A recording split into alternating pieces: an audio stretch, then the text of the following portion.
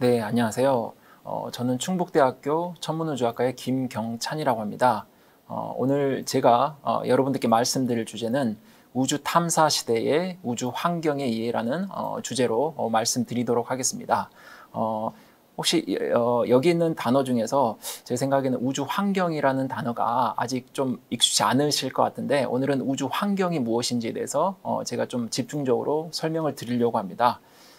그러면 이제 본격적으로 강연을 시작하도록 하겠습니다. 먼저 그 본 강연에 들어가기 전에 제가 그 하나 질문을 준비를 했습니다. 그 질문이 여기 나온 것처럼 화성과 달에 인류가 정착하기 위해 반드시 필요한 것은 무엇이라고 생각하십니까? 네, 여러분 나름 생각을 하고 계실 것 같은데, 뭐 물이 필요할 수도 있고, 혹은 뭐 산소도 필요할 수 있고, 혹은 뭐 탐사 기술, 뭐 그런 것도 필요할 수가 있을 것 같은데, 저는 우주 환경이라는 관점에 맞춰서 오늘 자기장이란 무엇인가에 대해서 한번 소개를 해드리려고 합니다. 여기 있는 이제 그림은 이제 유럽 우주국 이사에서 그 향후 달 탐사하고 이제 화성 탐사를 위해서 그 제작해 놓은 로드맵이라고 생각하시면 됩니다. 그래서 본격적으로 우주 환경이 무엇인지에 대해서 한번 소개를 해드리도록 하겠습니다.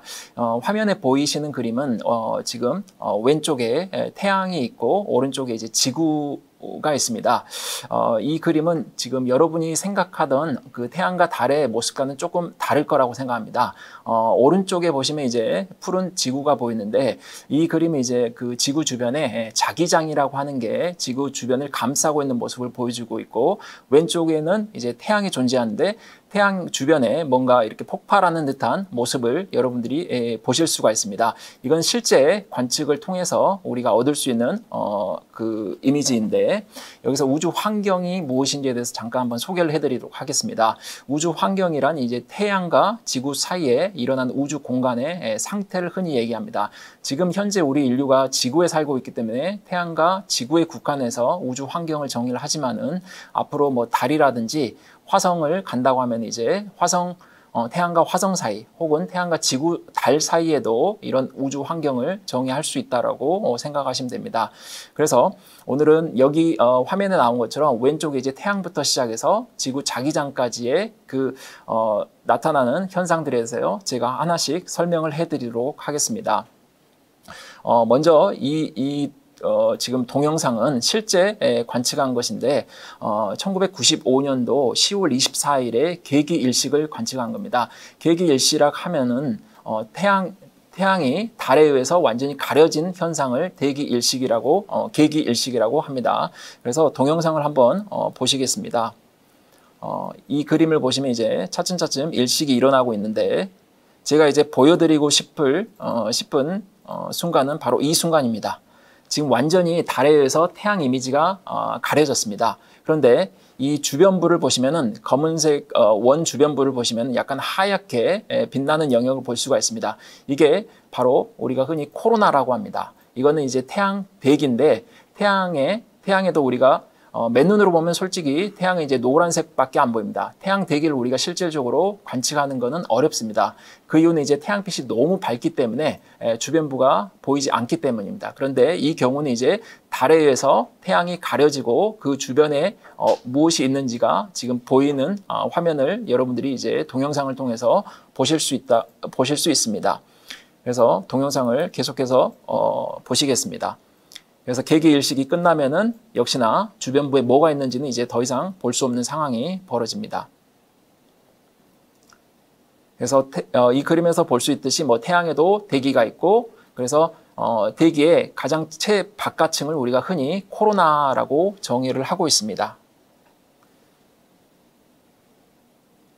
네, 그래서 이러한 그 태양에 코로나가 있다라는 사실을 알고, 이 왼쪽 그림을 보시면 이제 소라는 탐사 위성을 이사하고 유럽 우주국입니다. 그리고 나사, 잘 알고 계시겠지만 미국 항공우주연구원입니다. 그래서 이 두 기관이 공동 제작한 소라는 탐사선을 쏘아 올려서 태양의 그 주변부 코로나 환경이 어떤지를 실제 관측을 하고 있습니다.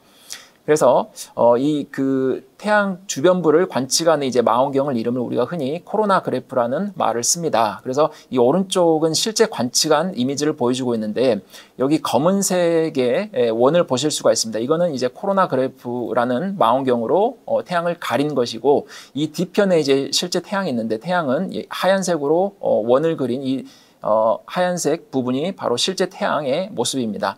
그래서 소라는 위성에서 코로나 그래프를 통해서 관측한 태양 주변의 환경을 보도록 하겠습니다. 보시면은 뭔가 하얀색 물질이 계속해서 뿜어져 나오는 것을 확인을 하실 수가 있습니다.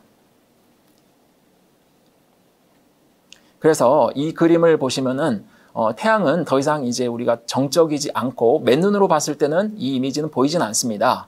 태양빛이 너무 밝기 때문입니다. 그거는. 그런데 이와 같이 코로나 그래프를 쓰면은 태양에서 뭔가 물질이 계속 우주 공간으로 빠져나온다는 것을 확인을 하실 수가 있습니다. 자, 그래서 여러분이 이제 좀 아셨겠지만은 태양은 더 이상 이제 우리가 그 맨눈으로 봤을 때 보이는 그냥 그 약간 그 연노란색의 그냥 디스크 형태의 그 정적인 태양이 아니라 앞에서 보여드렸듯이 태양이 이제 활동적인 모습을 여러분들이 이제 목격을 하실 수가 있습니다. 그런데 보통 이제 우리가 맨눈으로 봤을 때 그 영역을 우리가 흔히 가시광선 영역에서 태양을 바라본다라고 하는데 그러면은 오른쪽 그림과 같이 동그란 영역이 그려져 있는데 이게 흑점이라고 하는데 태양 망원경을 통해서는 우리 맨눈으로는 이 흑점밖에 관측을 할 수가 없습니다. 그러나 이제 특수한 이제 다른 파장대에 해당하는 망원경을 사용하면은 여기 그림을 보시면은 이제 그 다른 색깔로 표현이 됐는데 이 뒷부분을 보시면은 뭐 쌀알 무늬라든지 뭐 그 검은색 영역이라든지 뭐 밝게 빛나는 영역 이렇게 활동적인 영역들을 우리가 흔히 목격을 할 수가 있습니다. 이 이미지는 우리가 이제 지구로부터 6.6배에 해당하는 흔히 정지궤도라 부르는 영역에 SDO라는 위성을 쏘아 올려서 실제 관측한 이미지를 보여드리고 있습니다. 그래서 그 코로나 그래프 이미지를 통해서 아셨겠지만은 태양에서는 계속해서 뭔가 물질이 뿜어져 나오는데 우리가 그 물질을 흔히 태양풍이라는 말을 쓰고 있습니다. 그래서 이 왼쪽에 있는 그림은 동영상인데 실제로 태양에서 태양풍이 뿜어져 나오는 것을 실제 관측한 이미지를 보여주고 있습니다. 그래서 한번 보시면은 이 중간에 이제 검은색 영역을 통해서 뭔가 물질이 계속 뿜어져 나오는 것을 확인을 할 수가 있습니다. 이게 바로 태양풍 물질인 거고 동영상을 한 번 더 재생을 하겠습니다. 그리고 오른쪽에 이제 밝게 빛나는 부분이 있는데 약간 루프 형태를 링 형태를 띠고 있는 것을 볼 수가 있습니다. 이거는 이제 태양의 자기장의 형태를 나타내고 있습니다. 그래서 오른쪽은 이제 태양풍이라는 물질이 태양에서 나오는 것을 애니메이션을 으로 제작한 것인데 한번 보시면은 이제 일식이 일어났을 때 주변부에 태양 주변부에 코로나라는 게 있고 관측이 됐고 그 주변부로 태양의 자기장이 있고 여기 구슬같이 보이는 게 이제 태양에서 나오는 태양풍 입자라고 보시면 됩니다. 이렇게 해서 우주 공간으로 이제 계속해서 뿜어져 나오고 있다라고 생각하고 계시면 됩니다. 그래서 이번에는 이제 또 다른 이벤트를 보여드릴 건데 이건 이제 코로나 물질 방출이라고 합니다. 앞에서 보여드린 이제 태양풍하고는 조금 다른 성격의 그 물질 방출인데 일단 애니메이션을 죄송합니다. 이게 실제 소에서 관측한 결과입니다. 한번 보시겠습니다. 이거 보시면은 이제 특정 지역에서 굉장히 거대한 물질이 한순간에 뿜어져 나온 것을 확인하실 수가 있습니다.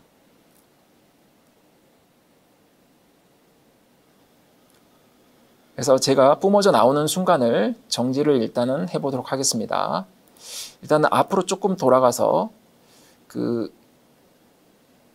이 순간을 한번 보시면은 오른쪽 상단을 보시면은 물질이 계속 큰 덩어리가 뿜어져 나오는 걸 볼 수가 있습니다.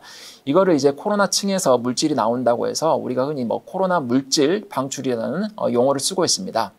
이거는 앞에서 말씀드린 태양풍하고는 조금 다른 성격입니다.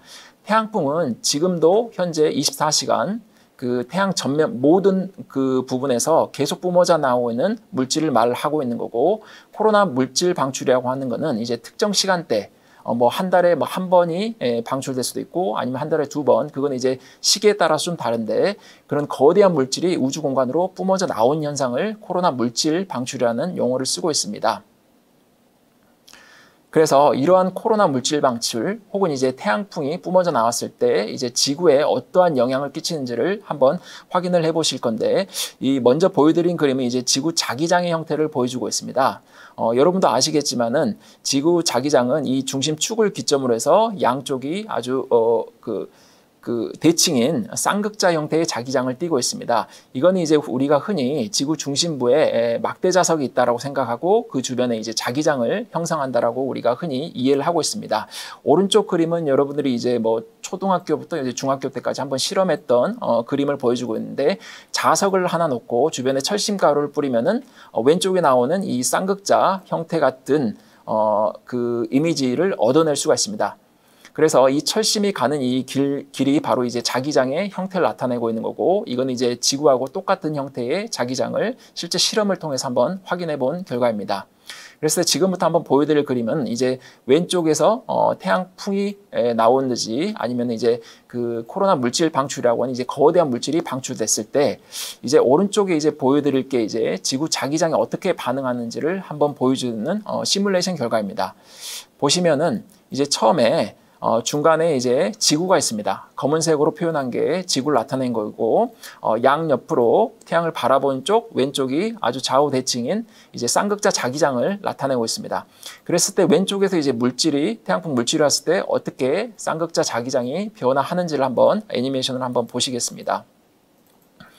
보시면 이제 왼쪽에서 물질이 옵니다. 그러면은 태양을 바라보는 쪽은 지금 보시면 아시겠지만은 이렇게 압축이 되고 태양을 바라보지 않는 이제 반대쪽 부분이 이렇게 길게 늘어뜨린 형태가 됩니다. 이거는 마치 뭐 머리 긴 사람이 있다고 가정했을 때 앞에 선풍기를 놨다라고 한번 생각해 보십시오. 그러면은 선풍기 바람에 의해서 우리가 그 얼굴 부분에 이제 압박을 받고 머리는 뒤로 길게 늘어진 형태를 취하는데 마치 그거하고 유사하다고 생각하시면 됩니다. 그래서 태양풍에 의해서 오른쪽과 같이 이제 지구 자기장이 변화를 경험해서 현재는 이렇게 이제 변형된 형태로 우리가 지구 자기장 안에서 뭐 갇혀서 현재 살아가고 있다라고 생각하시면 됩니다. 자, 그래서 이거는 이제 애니메이션인데 지금 지구 자기장의 변화만 보여드렸는데, 지구 자기장의 변화 외에도 지구 자기장이 존재하는 영역을 우리가 흔히 지구 자기권이라는 얘기를 하는데, 그 안에는 어떠한 현상이 일어나는지를 애니메이션으로 한번 보시도록 하겠습니다. 왼쪽에서 이제 태양풍 물질이 계속 뿜어져 나옵니다. 그랬을 때 오른쪽에 이제 지구가 자기장을 갖고 있는데, 오른쪽 그림을 일단 보시면은 자기력선을 이제 몇 다발만 그렸습니다. 이거는 이제 가시화를 이제 좀 보기 편하게 하기 위해서 몇 다발만 그린 건데, 자기장은 굉장히 빽빽하게 있다라고 생각을 하시면 됩니다. 그랬을 때 보시면 이제 왼쪽에 이제 태양풍 물질이 날라옵니다. 그런데 오른쪽 자기장에 의해서 차단되고 비껴나가는 그림을 볼 수가 있습니다. 이렇게 이제 비껴나가고, 그렇다고 해서 이제 태양풍 물질이 완전히 비껴나가는 건 아니고, 여기 이제 보시면은 중간에 갑자기 초록색 부분에 이제 어떠한 물질이 생겼는데, 이게 바로 이제 그 태양풍에서 지구 자기권으로 들어온 물질들입니다. 그래서 이거는 이제 그 태양을 마주보는 쪽보다는 태양을 마주보지 않는 그 반대쪽 영역으로 해서 지구 자기권으로 들어온다고 생각하시면 됩니다.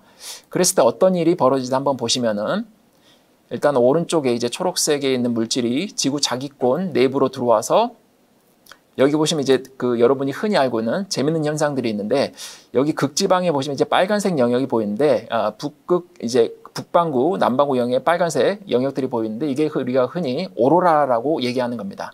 그리고 주변에 이제 그 도넛 형태의 이제 파란색의 그 태양풍 물질이 또 갇혀 있는 영역이 존재하는데, 이거는 이제 벤 엘렌데라는 용어를 쓰고 있습니다. 그래서 지금부터 이제 소개해 드릴 거는 이런 벤 엘렌데가 왜 또 중요한지, 그리고 오로라는 어떻게 발생하는지, 그거에 대해서 제가 또 하나씩 소개를 해 드리도록 하겠습니다. 이 왼쪽에 있는 그림은 이제 바날렌 프로브라고 하는 쌍둥이 위성이 있습니다. 2012년도 중순경에 쏘아 올려져서 2019년 초에 7년간을 지구 주변에 이제 벤 엘렌데라는 영역을 관측하고, 지금은 이제 더 이상 운영하지 않은 위성인데, 그거 이제 실제 관측 결과를 보여주고 있습니다. 그래서 이 그림에 이제 중간에 이제 지구가 있고 주변에 이제 물질들이 벤 엘렌데를 형성하는 물질들이 갇혀 있는 그림을 보여주고 있습니다. 그래서 보시면 이제 색깔이 좀 바뀌고 이제 역동적으로 뭐 펌프질하는 것처럼 막 커졌다 작아졌다 하는 걸 볼 수가 있습니다. 이거는 베넬렌다라고 하는 영역들이 계속 태양 활동에서 바뀌는 걸 보고 있고, 그리고 색깔이 이제 그 붉은 계열일수록 그 베넬렌다를 구성하는 물질이 많다라고 생각하시면 됩니다. 그래서 계속 시간대별로 계속 변화하는 이미지를 보여주고 있습니다. 이건 실제 관측한 결과를 보여주고 있다라고 생각하시면 됩니다. 여기서 간단하게 이제 베넬렌다의 그 발견 그 역사에 대해서 제가 간단히 소개해드리면은, 여러분이 잘 알고 계시겠지만은 미국의 이제 첫 번째 인공위성이 그 58년도입니다. 58년도에 쏘아 올린 익스플로러 1이라는 위성이 있습니다. 인류 최초의 위성은 바로 그 전에 57년도 말에 한 3, 4개월 전에 구소련에 쏘아 올린 스푸트닉 1호입니다. 그런데 이 베넬렌다는 어떻게 관측이 됐냐면요. 그 익스플로러 1에 그 고에너지 입자를 측정하기 위한 장치를 실었습니다. 그래가지고 그 우주로 나가봤더니 이 고에너지 입자가 있는 영역들을 관측했는데, 이제 그 기기를 개발하신 분이 이제 벤 앨런이라는 분입니다. 정확히 이제 풀네임이 이제 제임스 벤 앨런이라는 분인데, 그분의 이제 업적을 그려서 이 지구 주변에 이제 고에너지 입자들이 갇혀 있는 영역을 우리가 흔히 벤 앨런다라는 이름을 쓰고 있습니다. 그래서 뭐 벤 앨런다라고 이름을 명명하셔도 되고, 혹은 이제 뭐 방사선대라는 말도 쓰고 있습니다. 그래서 지금 이제 학자들은 이 벤 앨런다가 어떻게 생성되고 혹은 또 소멸되는지에 대해서 굉장히 관심을 갖고 있는데, 그 이유가 무엇이냐면은 이 오른쪽에 이제 인공위성에 벤 앨런다에 있는 입자들이 미치는 영향을 보여주는 애니메이션입니다. 그래서 한번 보시면은, 일단 기본적으로 인공위성은 이제 구성품들은 이제 그 전자장비로 다 되어 있습니다. 여기서 이제 보여드리는 그림은 무엇이냐면, 이제 위성 표면에 벤 앨런다를 구성하는 이제 저에너지 입자들이 이렇게 충돌하는 혹은 누적되는 상황을 보여주고 있고, 벤 앨런다는 이제 에너지대가 낮은 것부터 굉장히 높은 에너지까지 다양한 입자들이 존재합니다. 그래서 그 중에서 이제 높은 에너지는 굉장히 깊숙이까지 침투를 할 수가 있습니다. 그래서 우리가 안쪽에 존재하는 이제 전자 부품들을 이 벤 앨런다에 있는 입자들이 투입돼서 파괴시킬 수 있다라는 애니메이션을 보여주고 있습니다. 그래서 인공위성의 안전한 운영을 위해서 우리가 흔히 이 벤 앨런다가 어떻게 생성되고 소멸되는지 혹은 뭐 어떻게 진화하는지를 흔히 연구를 많이 하고 있습니다. 그래서 위성의 보호 관점에서 벤 앨런다가 굉장히 중요하다라고 생각을 하시면 됩니다. 자, 그래서 이제 그 아까 보여드린 것 중에서 이제 벤 앨런다에 대해서는 제가 한번 소개를 해드렸고, 이제 오로라에 대해서 한번 소개를 해드리겠습니다. 이거는 이제 우리가 북극 혹은 남극의 이제 고위도 지방에서 흔히 관측되는 건데, 뭐 지리적으로는 뭐 한 50도, 60도 근방에서 발생한다고 보시면 됩니다. 이 그림은 이제 다양한 오로라의 형태를 보여주고 있습니다. 그래서 나머지는 다 그 우리가 지상에서 관측한 것인데, 여기 오른쪽에 보시면 이제 두 번째 가운데 그림은 이제 위에서 위성에서 그 지구를 내려다봤을 때 오로라 모습을 보여주고 있습니다. 그리고 한 가지 또 재미있는 형태는 이제 오로라의 형태가 이제 뭐 커튼 형태로 되어 있는 거는 여러분들이 이제 보실 수가 있고, 오로라가 이제 보시면 이제 색깔이 좀 다르다는 걸 볼 수가 있습니다. 뭐 여기 연두색, 초록색도 보이고 좀 붉은 계열도 보이고, 여기 보시면 왼쪽 위를 보시면 이제 파란색 계열도 보이시는데, 이거는 이제 오로라 발생의 원리를 여러분들이 이해하시면 왜 이런 다양한 색깔이 나타나는지를 확인을 하실 수가 있습니다. 그래서 역시나 오로라 발생 과정을 보여주는 제가 그 애니메이션을 한번 준비했는데 한번 보시겠습니다. 오로라의 발생은 기본적으로 태양에서부터 시작을 합니다. 태양에서 태양풍이라고 하는 물질이 나오기 때문에 그 물질이 지구에 영향을 끼치기 때문에 발생하는 게 오로라입니다. 그래서 한번 보시면은 이제 태양에서 태양풍들이 나오고 있고, 오른쪽에 이제 지구 자기장에서 차단이 되지만은, 물질이 차단이 되지만은 이 뒤쪽을 돌아가지고 뒤쪽으로 이제 태양풍 물질이 유입이 될 수가 있습니다. 그래서 뒤쪽을 보시면은 이제 파란색은 자기력선이고, 이제 연두색 계열의 약간 노란색 이런 계열이 보이는데, 이건 이제 물질이 유입이 되는 것을 보여주고 있습니다. 그래서 태양을 바라보는 반대쪽에서 입자가 유입이 돼서 이 대기의 그러한 입자들이 충돌해서 이제 발광하는 현상들이 오로라라고 생각을 하시면 됩니다. 그래서 여러분들이 제가 앞에서 소개했듯이 이제 이미지를 우리가 촬영을 해보면은 오로라 색깔이 조금 다르게 나옵니다. 그건 이제 고도에 의한 차이라고 보시면 됩니다. 그래서 이 그림이 이제 오로라가 어떻게 발생하는지를 보여주는 그림인데, 일단 기본적으로 태양풍 물질이 이제 지구로 유입이 됩니다. 지구로 유입이 될 때는 지구의 자기력선을 따라 가지고 지구 대기로 유입된다라고 보시면 됩니다. 그렇게 해서 유입이 되면은 이제 지구는 이제 중성 대기인 상태인데, 그 고도에 따라서 그 대기를 구성하는 물질들이 다릅니다.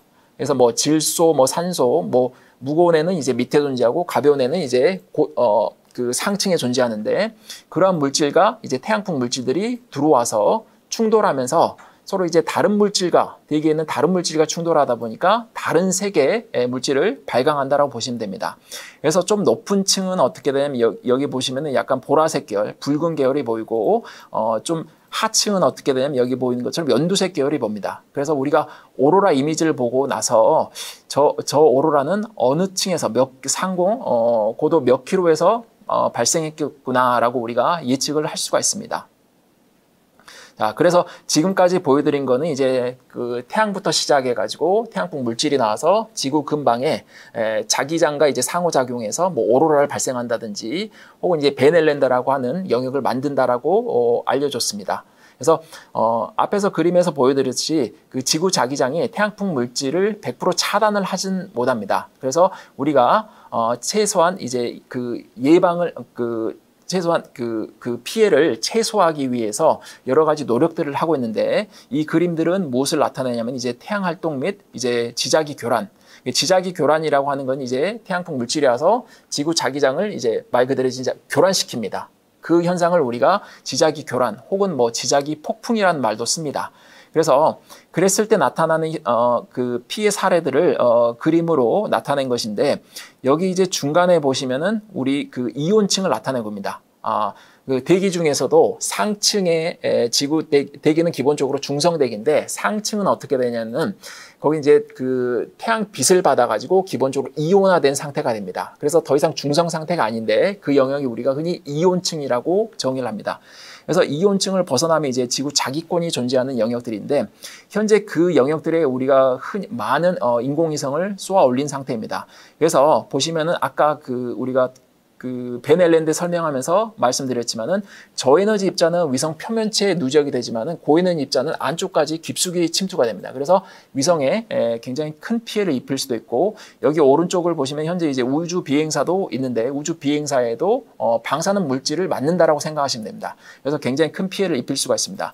그리고 태양 활동에 따라서 이온층에 이제 변화를 일으킬 수 있습니다. 그런데 이온층이 굉장히 중요한 역할을 하는 게 무엇이냐면은 우리가 지상에서 전파 통신할 때 원거리에 해당하는 어떤 다른 지역에다 이제 전파 통신을 해서 신호를 보낼 때 흔히 이온층을 통과하면서 이온층을 통해서 그 신호를 전달하게끔 됩니다. 그런데 이온층이 만약에 교란을 받으면은 우리가 원치 않은 지역에, 원래 원하는 지역이 뭐 예를 들어 여기 A라는 지역이 있다. 그럼 신호를 이 A라는 지역을 이온층을 통해 가지고 보내고 싶은데 우리가 뭐 B라는 지역으로 이온층 교란해서 B라는 지역으로 잘못 보낼 수가 있습니다. 그래서 태양 활동이 이온층 교란을 일으키면은 통신에 굉장히 큰 장애를 일으킨다라고 생각을 하시면 됩니다. 그리고 또 한 가지 재미있는 거는 여기 보시면 이제 비행기 승객의 X석 P폭이라는 말이 있습니다. 이거는 무엇이냐면은 여러분들이 그 굉장히 뭐 예를 들어서 뭐 유럽이라든지 미국을 가실 때 그 국내선이 이제 어떤 경로를 가면 우리가 흔히 북극 항로라는 곳을 갑니다. 그래서 저기 그 한반도에서 이제 출발한 비행기가 저기 이제 연해주 거쳐서 이제 극지방으로 가서 다시 극지방에서 이제 내려와서 이제 미국으로 가거나 뭐 유럽도 마찬가지입니다. 그 경로를 우리가 북극 항로로 하는데 그 경로가 이제 먼 지역을 갔을 때 경로가 굉장히 짧습니다. 그래서 항공사 입장에서는 그 연료를 아낄 수 있기 때문에 흔히 북극 항로를 이용하는데, 근데 그 북극 쪽으로 가면은 약간 위험한 게 무엇이냐면은 아까 말씀드렸지만은 오로라가 많이 발생하는 지역입니다. 오로라가 많이 발생한다는 거는 그 지역이 이제 자기장이 열려 있다고 생각하시면 됩니다. 그래서 열린 자기장을 통해 가지고 그 자기력선을 따라서 입자가 유입되기 때문에 그 영역에 오로라가 많이 발생하는 지역에 그 방사능 물질들이 많이 그 투입이 될 수 있다고 생각하시면 됩니다. 그래서 북극 항로를 이용했을 때 X선 P폭을 경험할 수도 있습니다. 근데 이거는 우리가 현재 태양 활동이 굉장히 뭐 심할 때, 그리고 그렇지 않을 때 나름 그 예보를 하고 있기 때문에 어떨 때는 이제 북극 항로를 이용할 수도 있고 그렇지 않을 수도 있다라고 생각을 하시면 됩니다. 자, 그래서 앞에서 말씀드린 이제 태양에서 지구까지의 전반적인 이 그 환경을 우리가 우주 환경이라고 하는데, 그래서 태양 활동에서 우리가 어느 정도 이제 피해를 입을 수 있는가, 그것들에 대해서 우리가 현재 예보하는 시스템을 구축을 해놨는데, 그 예보하는 기관에 대해서 제가 지금부터 이제 잠깐 소개를 해드리도록 하겠습니다. 그 이제 굉장히 유명한 기관이 이제 미국의 해양 기상청인데, 우리 한국의 그 기상청과 똑같은 역할을 한다라고 보시면 됩니다. 그래서 여러분 이제 노아라고 많이 들어보셨을 겁니다. 그래서 태양 활동에 따라서 이제 피해 정도를 이제 그 5개 등급으로 나타내는데, 오른쪽에 이제 그 표로 정리한 겁니다. 이게 조금 영어로 되긴 한데 한번 보시면 되는데, 제가 하나씩 조금 확대해서 좀 보여드리고 하겠습니다. 여기 위에 보시면 이제 지오마그네틱 스톰이라고 있는데, 이건 지자기 폭풍을 얘기하는 겁니다. 그래서 지자기 교란을 이제 여기 왼쪽에 보시면은 G1부터 G5까지 총 5등급으로 나눴습니다. 그래서 태양 활동이 이제 심할 때는 당연히 지자기 교란이 심합니다. 그래서 그 정도를 이제 가장 심할 때는 이제 G5로 우리가 정의를 하고, 가장 약할 때를 뭐 G1 혹은 G0까지도 표기를 합니다. 그래서 지금 현재의 지자기 폭풍 상태가 어떤지를 노아에서 예보를 해주고 있습니다. 그런데 오른쪽에 나와 있는 이제 영어로 빼곡히 나와 있는 상황이 무엇이냐면은 지자기 폭풍 정도에 따라서 위에 보시면 이제 파워 시스템, 뭐 전력계가 어떠한 영향을 끼치는지, 혹은 여기 보시면 이제 스페이스크래프트 오퍼레이션이라고 그랬는데, 그 우리가 이제 인공위성을 운영할 때 어떠한 그 G5에 맞춰서 노력을 해야 되는지, 그것들을 쭉 나열을 한 거라고 보시면 됩니다.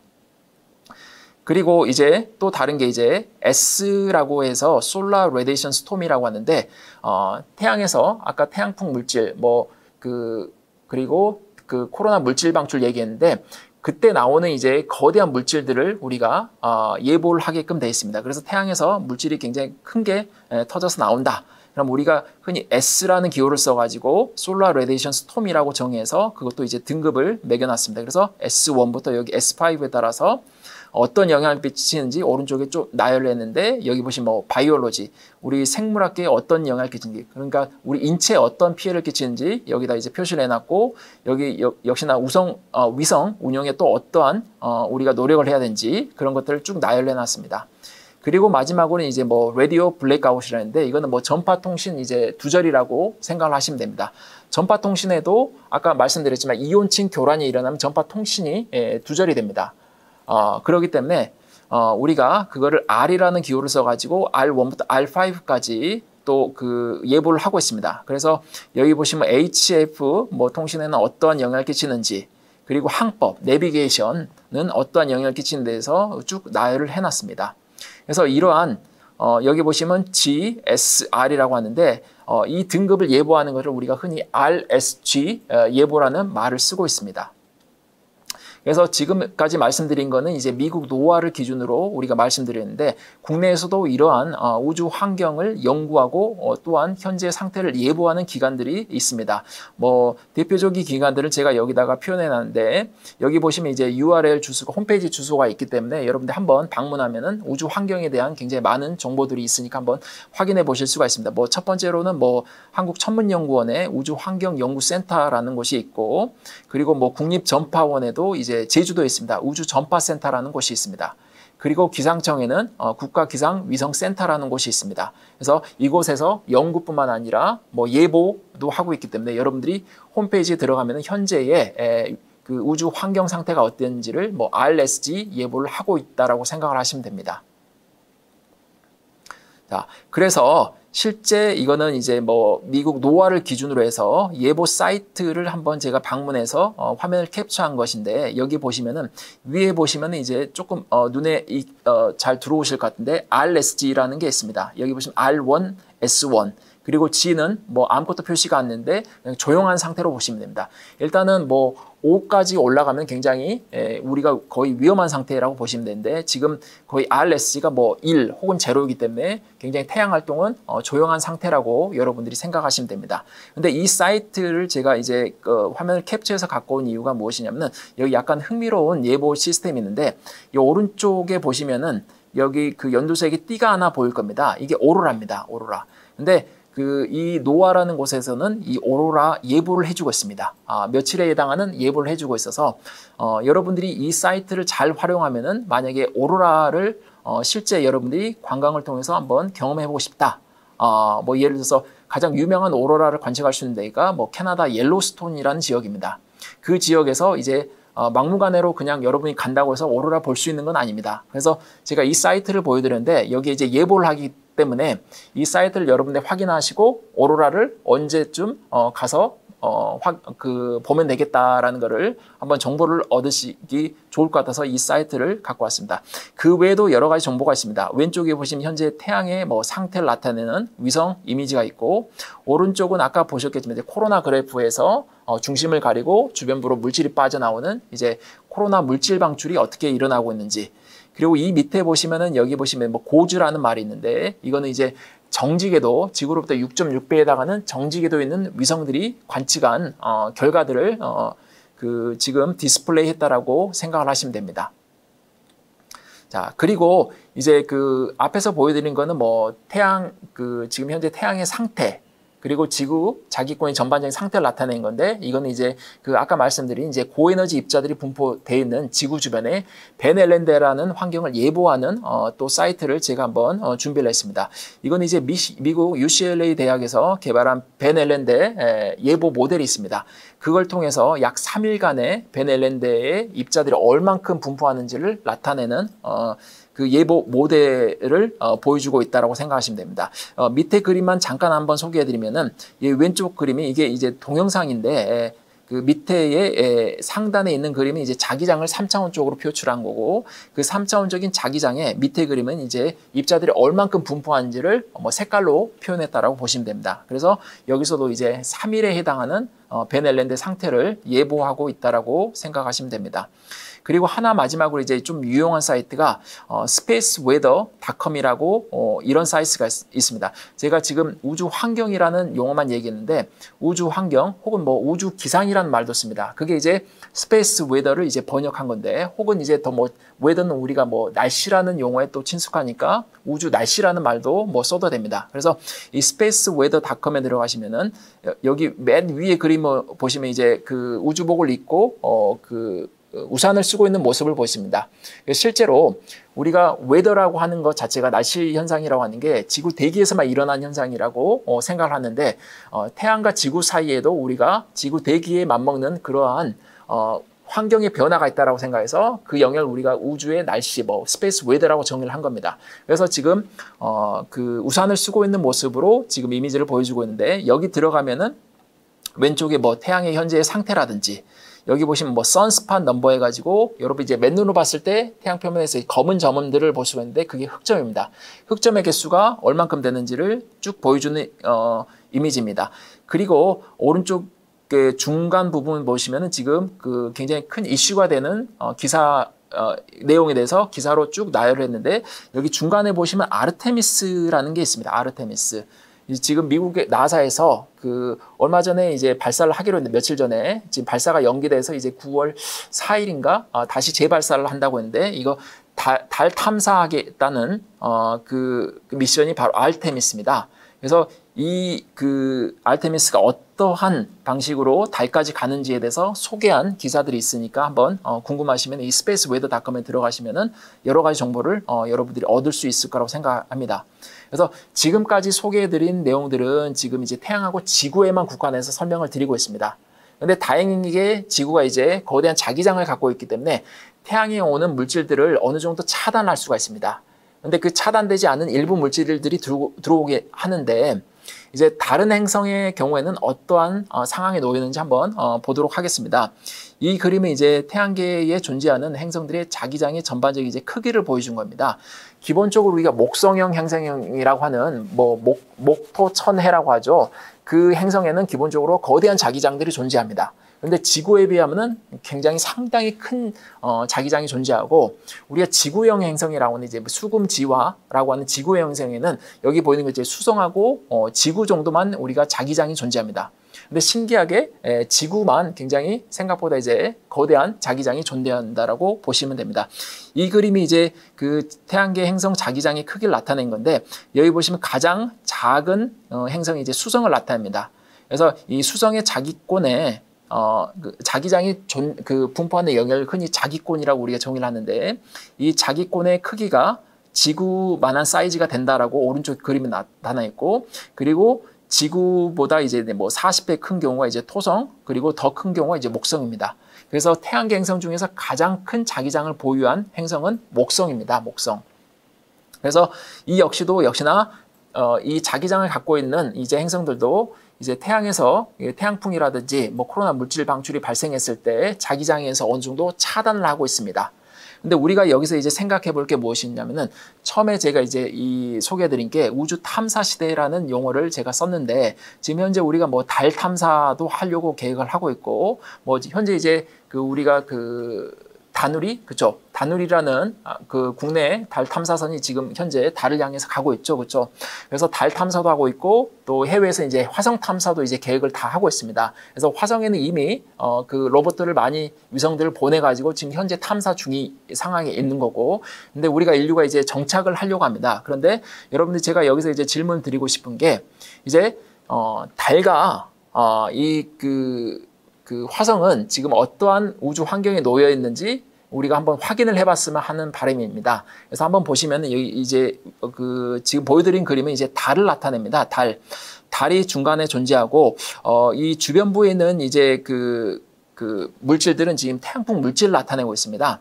그리고 이제 두 대의 위성이 있는데, 이건 알테미스라는 위성입니다. 지금 뭐 미국에서 조만간 며칠 후에 쏘아 올린 그 알테미스하고 좀 다른 겁니다. 한 2009년도쯤에 그 두 대의 위성이 달에 갔습니다. 그래서 그 위성들이 이제 달 주변의 환경들을 계속 관측을 하고 있습니다. 뭐 입자 분포라든지 아니면 자기장 환경이 어떤지 계속 분포를 하고 있고, 지금 이제 쏘아 올리겠다는 이제 알테미스하고 좀 다른 위성이라고 생각하시면 됩니다. 그래서 우리가 현재 알고 있는 사실은 무엇이냐면은, 여러분들이 달을 어떻게 생각하시냐면은, 오른쪽 그림과 같이 계곡물이 흘렀을 때 계곡에 놓인 그냥 바위라고 생각하시면 됩니다. 계곡물이 그냥 태양풍이라고 생각하시면 됩니다. 그러니까 태양풍은 그 바위는 계곡물을 어떻게 합니까? 그 계곡물이 흘러갔을 때 그 계곡물 전체를 그 바위 덩어리가 다 막고 있는 상황이잖아요. 그렇죠? 그러니까 계곡물을 방어할 만한 보호막이 없다라고 생각하시면 됩니다. 그래서 현재 달 같은 경우는 이 계곡에 놓인 바위와 같다고 생각하시고, 태양풍 물질을 모두가 다 막고 있다고 생각하시면 된다. 지구하고는 좀 다릅니다. 지구는 이제 자기장에서 차단이 되는데, 이 달 같은 경우는 다 막고 있는 상황이고, 하나 재미있는 게 무엇이냐면은, 이 달 뒷면을 한번 보십시오. 달 뒷면에 보시면은 태양풍 물질이 안 가는 영역들이 있습니다. 그 영역이 있는데, 여러분들이 이거를 실제로 경험을 할 수가 있습니다. 여러분 지금 뭐 여름철이 다 끝나가긴 한데, 뭐 계곡에 한번 가보십시오. 계곡에 가서 이제 계곡물이 흘러 내려올 때 그 바위가 존재하는데, 바위 뒤편에다 한번 손을 넣어 보십시오. 손을 넣어 보시면 물이 닿지 않는 영역이 있습니다. 마치 그거하고 똑같습니다. 그래서 달 뒤편에도 그 태양풍 물질이 닿지 않은 영역들이 어느 정도 존재한다라고 생각하시면 됩니다. 그래도 지구에 비하면은 어떻게 돼요? 태양풍 물질을 완전히 그대로 다 얻어맞고 있다라고 생각을 하시면 됩니다. 그래서 우리가 그 보호막 자체가 없기 때문에, 우리가 만약에 달에 가서 정착해서 뭔가 생활한다, 그러면 어떻게 되냐면은, 여러분 이제 뭐 영화 같은 거 많이 보셨겠지만, 뭐 우주 기지를 만든다든지, 보호 장비를 우리가 입고 생활한다든지, 그런 모습들을 많이 볼 수가 있습니다. 그래서 지금 어떠한 이제 인류가 노력을 하고 있냐면은, 여기 보시면 이제 나사에서 개발한 LRO라는 위성이 있습니다. 이 위성들이 무엇을 했냐면은, 달에 동굴을 찾고 있습니다. 그러니까 쉽게 얘기하면 천연 요새라고 생각하시면 됩니다. 그러니까 우리가 원래는 그 태양풍을 막아줄 물질이 없기 때문에 달에 가서는 우주 기지를 세워야 되는데, 이런 동굴을 찾으면은 거기 이제 동굴 입구라고 생각하는 지역에 들어가서 우리가 밑에 이제 그 지하에서 생활을 할 수 있다라고 어느 정도 생각을 하고 있습니다. 그래도 역시나 차단막은 있어야겠죠. 그래서 현재 이러한 실제 달을 동굴 탐사도 하고 있다라고 생각을 하시면 됩니다. 그리고 이제 마지막으로 제가 보여드릴 이미지는 무엇이냐면 이제 화성과 지구를 비교한 겁니다. 우리가 화성 탐사를 지금 계획하고 있고 화성에 인류가 정착하려고 하고 있는데 지금 그게 이제 어느 정도 가능한지를 한번 보여주기 위해서 이 그림을 갖고 왔습니다. 왼쪽의 그림은 어떻게 되냐면 우리가 지금 화성을 나타낸 거고, 그리고 오른쪽 그림이 이제 지구를 나타내고 있습니다. 그래서 모두가 다 동시에 이제 태양풍 물질을 맡고 있는데 오른쪽 보시면 어떻게 돼요? 이 푸른색으로 나타낸 이제 지구 자기장에서 이제 어느 정도 물질이 차단이 됩니다. 그런데 왼쪽 그림은 어떻게 되냐면 화성 같은 경우는 안타깝게 자기장이 없습니다. 자기장이 없고 뭐만 존재하면은 우리 지구에는 이온층과 같은 그런 이온층만 존재합니다. 지구와 똑같은 이온층입니다. 그런 이온층에서 그 태양풍을 지금 막고 있다고 생각하면 됩니다. 그러니까 쉽게 생각하시면은 우리 지구라고 하는 거는 자기장에서 일단 태양풍 물질이 한번 차단이 되고 그리고 지구 대기에서도 한번 차단이 됩니다. 그래서 우리가 인류가 현재 안전하게 살 수가 있는데 그 화성 같은 경우는 어떻게 되면 자기장이 없습니다. 그러니까 한번 이제 걸러낼 필터가 없다고 생각하시면 됩니다.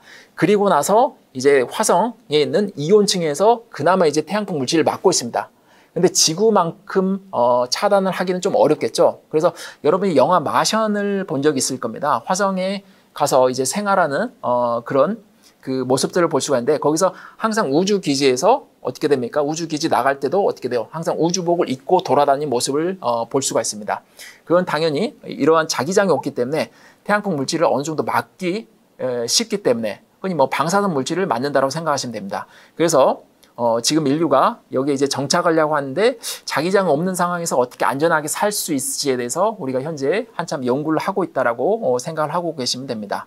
그래서 제가 오늘 준비한 거는 여기까지입니다. 그래서 뭐 그 강연은 여기까지 하고 뭐 개인적으로 질문이 있으면은 이 시간에 제가 그 여러분이 이제 채팅창을 보고 이제 질문을 확인하고 답변을 드릴 건데 뭐 개인적으로 질문이 있으면은 여기 그 제 이제 충북대학교 학교 메일입니다. 그래서 뭐 KC 킴인데 제 이름 경찬 킴의 약자입니다. 그래서 여기로 메일 보내시면은 제가 친절히 답변을 해드리도록 하겠습니다. 일단은 그 강연은 여기까지 하고 제가 이제 채팅창 내용을 확인하고 한번 답변을 해드리도록 하겠습니다. 그래서 일단 채팅창에 글들이 굉장히 많아서 제가 읽지는 않아서 한번 보고 제가 질문할 수 있는 내용들은 답변할 수 있는 내용들은 한번 답변을 해드리도록 하겠습니다. 네.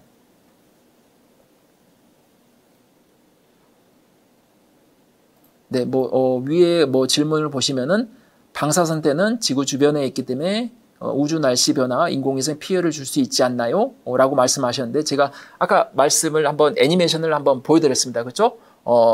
그 방사선 때에 존재하는 입자들은 굉장히 이제 고에너지 입자들입니다. 그리고 정기적인 성질을 띄었다고 생각하십니다. 우리가 흔히 뭐 대전 입자라고 하는데 그 입자들이 어떻게 되냐면은 당연히 위성체 자체가 전자장비입니다. 그래서 서로 상호작용할 수 있기 때문에 위성을 이제 어느 시간이 지나면 이제 파괴할 수 있는 능력을 갖고 있는 데가 바로 벤 엘렌드에 존재하는 입자라고 생각을 하시면 됩니다. 그래서 우리가 이 그 안전한 위성 운영을 위해서 벤 엘렌드를 뭐 예측하거나 그리고 뭐 연구하는 행위를 지금 굉장히 많이 하고 있다고 생각을 하시면 됩니다.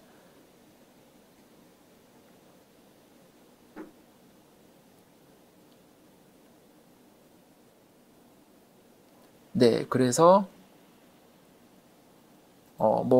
비슷한 질문이긴 한데 뭐 우주 방사선이 인공위성과 무인 탐사대에 영향을 주기도 하나요? 그렇습니다. 아까 말씀드린 것처럼 똑같습니다. 답변은 뭐 전자장비이기 때문에 당연히 그 하나 여러분 생각하실 게 무엇이냐면은 태양 자체가 굉장히 온도가 높습니다. 그래서 6000도 켈빈이 되기 때문에 아까 태양 대기를 보여드렸잖아요. 근데 우리 지구 같은 경우는 온도가 낮습니다. 정확히 273 켈빈이라고 하는데 300도 켈빈이라고 한다면은 그 상태에서는 어떻게 되면 중성인 상태의 대기가 입자들이 존재할 수 있는 영역입니다. 근데 태양은 그에 비해서 6000도 켈빈에서 굉장히 높습니다. 그래서 태양 주변에는 어떻게 되냐면 중성 상태의 입자가 없습니다. 대부분 어떻게 되냐면 이온화된 상태의 입자가 존재합니다. 우리가 흔히 그 이온화된 상태에 있는 입자를 우리가 플라즈마 입자라고 합니다. 그 입자들이 우주 공간으로 다 뿜어져 나온다고 보시면 됩니다. 그렇기 때문에 태양풍에 있는 물질들은 기본적으로 대전된 입자고 그렇기 때문에 당연히 전자장비를 갖고 있는 모든 물질하고는 다 상호작용을 했기 때문에 위성체, 우주 탐사선 다 위협적이라고 생각을 하시면 됩니다.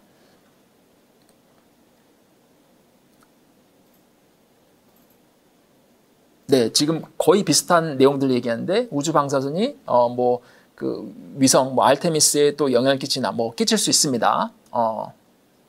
그래서 이런 경우도 있습니다. 우리가 그 인공위성을 쏘아 올릴 때, 뭐 우주 탐사선 쏘아 올릴 때 우리가 그 태양의 상태를 아까 보여주셨지만은 뭐 노아라든지 국내 기관에서 예보를 하고 있습니다.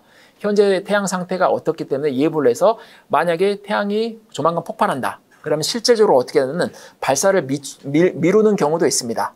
그리고 태양 상태가 뭐 안정적이다. 그러면은 그 시기에 맞춰서 발사를 하기도 합니다. 그래서 그 위성 그 발사 여부가 그 태양 상태하고 예보에 맞춰서 우리가 지금 현재 운영을 하고 있다고 생각을 하시면 됩니다. 네, 뭐 그리고 뭐 태양풍과 코로나 물질 방출은 얼마나 빠른 속도로 방출되냐라고 지금 물어보셨는데, 뭐 아까 그 제가 간단한 차이를 좀 소개를 해드렸는데, 태양풍 같은 경우는 지금도 계속 시시각각 계속 뿜어져 나오고 있습니다. 전 영역에서 다 뿜어져 나오는데 보통 태양풍의 평균 속도가 400km/s입니다. 초속 400km입니다. 초당 이제 400km로 오는데 그 코로나 물질 방출은 어떻게 가끔 터집니다. 한 지역에서 국부적으로 굉장히 크게 나오는데 걔네들은 속도는 뭐 400을 훨씬 넘어갑니다. 뭐 600도 되고 진짜 굉장히 빠른 데는 뭐 1000km까지도 갑니다.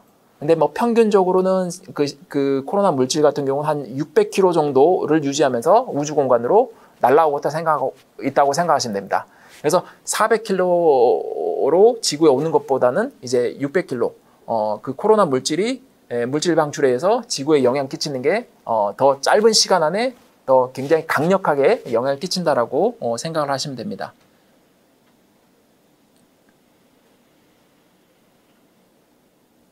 네, 지금 거의 비슷한 이야기를 하고 있는데요. 그 하나 이제 또 재밌는 게 앞으로 지속되는 기후 위기가 우주 방사선에 어떤 영향을 끼칠까요? 지금 이런 질문을 하시는데 우주 방사선과 지금 기후 변화에 대해서 얘기를 했잖아요.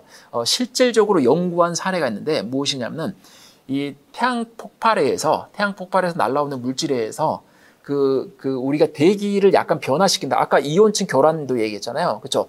대기를 변화시키고 그리고 대기를 뚫고 입자가 들어와서 그게 약간의 기후 변화를 일으키지 않을까라고 생각하신 분도 있습니다. 그러니까 무슨 말이냐면 태양과 기후 변화에 대해서 연관성을 지어서 생각하시는 뭐 태양 물리학자도 실제 있습니다. 근데 기후 변화를 우리가 쉽게 답변하는 건 좀 어렵습니다. 근데 혹시나 이제 연관성이 있지 않을까라고 생각해서 태양과 기후 변화에 대해서도 생각하고 계신 분도 있다라고 생각하시면 됩니다. 네, 자기장을 이렇게 눈으로 보니까 신기하네요. 네, 실제적으로 자기장은 눈으로 안 보입니다, 여러분들. 근데 제가 여러분들의 이해를 위해서 가능한 이게 동영상으로 실제 관측한 거를 이제 동영상으로 만든 건데 그거를 이제 갖고 와서 여러분들이 이제 조금 도움이 됐을 거라고 생각을 합니다. 자, 그래서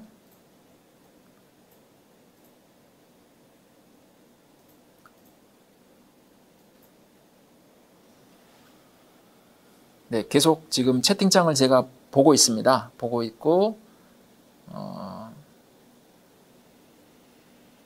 네, 여기 이제 어떤 질문이 있냐면은 우주 방사선이 우리 지구 사람 인간에게도 일상에서 노출되어 있나요? 라고 말씀을 했는데 아까 말씀드린 것처럼 뭐 자기장이 일단 한번 걸러내주고 그리고 거기를 이제 뚫고 오는 것도 있습니다. 그런데 대기가 있기 때문에 대기에 의해서 걸러지기도 합니다. 그래서 솔직히 지상까지 내려오는 우주 방사선의 강도는 어떻게 되냐면은 여기서 우주 방사선이라고 하는 건 우리가 태양에서 오는 물질일 수도 있고 솔직히 그 우리 은하 중심에서 오는 것입니다. 근데 아까 제가 보여드린 그림 중에서 하나 소개를 안 드렸는데 그 그림을 한번 보고 제가 간단히 하나 소개를 해드리겠습니다. 그게 어떤 그림이냐면은 그 용어 중에서 여러분들이 조금 생소한 용어일 수도 있는데 여기 보시면 우주선이라는 용어가 있습니다. 우주선은 그 우주 왕복선을 얘기하는 게 아니라 영어로는 이제 코스믹 레이라는 말을 씁니다. 그걸 우리가 번역하길 우주선이라고 하는데 마치 우주 왕복선처럼 이제 오해할 수가 있는데 이 코스믹 레이라고 하는 게 어떻게 되냐면 우리가 솔직히 현재 어디서 어떻게 오는지를 모릅니다. 우주 전 공간에서 오는데 뭐 우리 은하 중심에서도 오고 혹은 뭐 외부 은하에서도 오고 뭐 태양에서 오고 그런 물질들이 현재 계속 뿜어져 나오고 있습니다. 근데 벤 앨런대에 갇혀 있는 입자들이 있는데 그 입자들의 에너지대가 있습니다. 그거에 비하면은 이 우주선이라고 하는 입자는 더 에너지가 높습니다.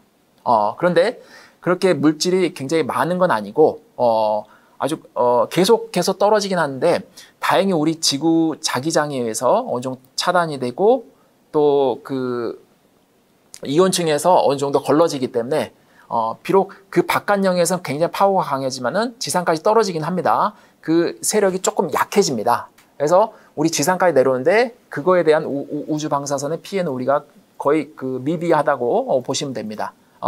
그런데 만약에 우리가 이온층을 올라가고 또 자기권으로 벗어난다. 우리가 거기서 이제 우주 비행사들이 생각을 하고 있죠. 그리고 혹은 우리가 그 북극 항로를 이용해서 오로라가 많이 발생하는 지역으로 간다. 그럼 당연히 고도가 높아지면 높아질수록 우주 방사선 이제 파워가 좀 세게 강력한 애하고 만날 가능성이 높겠죠. 그렇죠? 그럼 우리가 조금 이제 피해를 입을 수도 있다라고 생각을 하시면 됩니다. 네, 벤 앨런대는 뭐 미리 예측 가능한가요? 위험하다면 피할 방법이 있는 건가요? 벤 앨런대 아까 말씀드렸지만 현재로서는 우리가 3일 정도 예보 기술이 있습니다.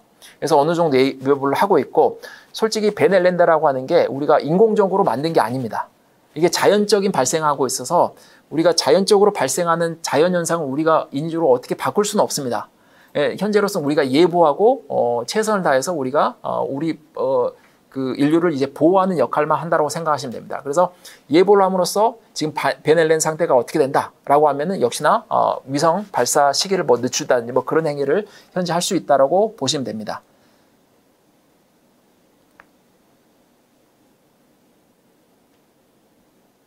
네, 그래서 지금 거의 뭐 비슷한 질문들이 오신 것 같은데, 그 하나 또 말씀드리면은 뭐 RSG 5단계는 얼마나 자주 일어날 수 있는가요? 라고 말씀드렸는데, 이거는 그 여러분 이제 그 솔라 사이클이라는 용어에 대해서 알고 있는지 모르겠네요. 그렇죠? 그 태양 흑점의 개수가 이제 많아질 때를 우리가 태양 극대기란 말을 쓰고 그 흑점의 개수가 작아질 때를 태양 극소기란 말을 씁니다. 근데 그게 이제 11년 주기로 왔다 갔다 합니다. 그래서 그 한 솔라 사이클 동안에 RSG 5단계가 진짜 얼마나 자주 발생하는지는 제가 말씀드리기 어려운데 그렇게 많지는 않습니다. 그래서 뭐 RSG 예보 중에서 뭐 1, 2 정도는 굉장히 흔히 발생합니다. 한 달에도 뭐 여러 번 발생하는 상황인데 5 같은 경우는 한 솔라 사이클 중에서 뭐라고 이 솔라 사이클마다 또 다릅니다. 그래서 한 번 터질 때도 있고 아니면 뭐 2, 3번 터질 때도 있고 뭐 11년 주기 동안에 아니면 더 많이도 있는데 솔직히 이제 손에 꼽을 만큼밖에 안 됩니다. 그래서 그렇게 그 태양 활동이 굉장히 극심한 경우는 그렇게 흔치 않다라고 생각을 하시면 됩니다.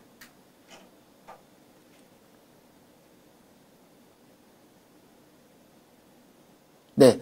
그리고 하나 또 이제 재미있는 질문이 뭐냐면 적도에서도 오로라를 볼 수 있다고 책에서 봤는데 적도 지방은 어느 쪽에서 볼 수 있는가요? 라고 말씀드렸는데 일단 기본적으로 오로라라고 하는 게 무엇이냐면 자기장이 어느 정도 지구장이 열려 있어서 그 열린 자기장을 따라서 그 태양풍 입자가 유입되는 지역에 오로라가 많이 발생합니다. 그래서 위도로 따지면 뭐 한 50도, 60도 근방에 오로라 이제 띠를 형성하고 발생하는데 그게 만약에 그 조금 저위도로 만약에 오로라 관측된다.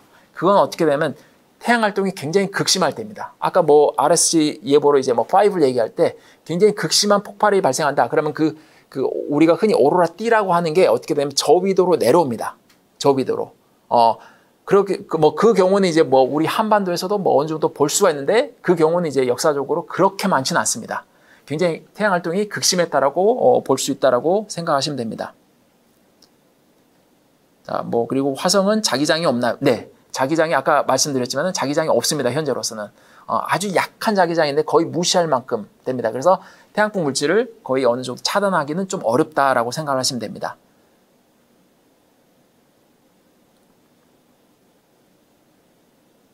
네, 그래서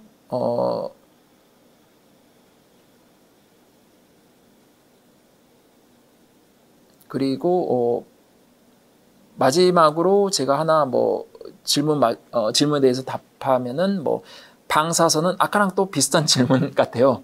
방사선은 어떤 물질은 뭐 투과할 수 있나요? 뭐 이제 깊이가 좀 다릅니다. 방사능 물질의 이제 에너지에 따라서 걔가 갖고 있는 이제 그 에너지 따라서 이제 깊이가 다르고 뭐 그 에너지가 약하면 이제 주변부까지만 투과할 수 있고 좀 깊으면은 좀 에너지 강력하면 좀 깊이 투과할 수 있다라고 생각을 하면 됩니다. 자, 그래서 제가 그래도 나름 그 채팅창에 있는 질문들을 가능한 많이 얘기를 답변을 해드리려고 했는데 만약에 여러분들의 그 질문에 대해서 제가 답변이 약간 미흡하거나 아니면은 여러분들이 이 강의 후에 또 궁금한 게 있으면 아까 말씀드린 것처럼 저희 이제 그 KC킴이라고 하는 그 메일로 저한테 보내주시면은 메일을 보내주시면 제가 확인하는 대로 여러분에게 답변해 드리도록 하겠습니다. 네, 그래서 오늘은 지금 뭐 더 이상 뭐 질문이 없는 것 같아서 이 정도로 마치도록 하겠습니다. 네, 감사합니다.